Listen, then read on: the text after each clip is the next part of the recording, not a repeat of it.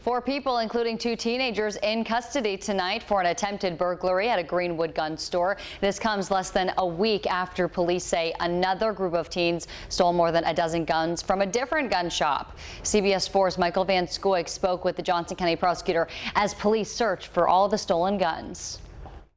Atkinson Firearms became the latest gun store in Greenwood targeted by thieves. On Saturday, police believe a group of four people attempted to break in, and just in a matter of days, police believe some of those people looking to walk away with stolen firearms were juveniles.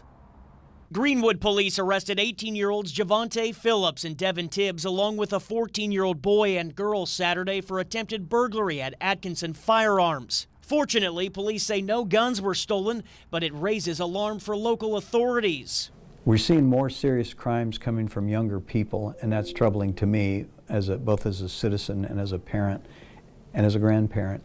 Johnson County prosecutor Lance Hamner says gun store burglaries aren't very common, but Saturday's incident comes on the heels of another firearm burglary at the Greenwood Trading Post last Monday. To see two of them in just a short period of time like that, it is troubling. Greenwood police say four people, including at least three teenagers, used stolen cars to smash into the Trading Post last Monday and steal 16 guns. So far, police arrested one 16-year-old who they believe was involved. Hamner says he's looking to see whether the teen can be tried as an adult. We look at their criminal history and see if they fit within the statutory scheme, they fit within the juvenile court laws to move them into adult court if they're committing adult crimes. Right now, investigators don't believe the two incidents are connected. It's possible there's a copycat thing going on here. You get a couple of knuckleheads do something like this, and then other ones see that and they go, well, that's a good way to do it. Let's try that too.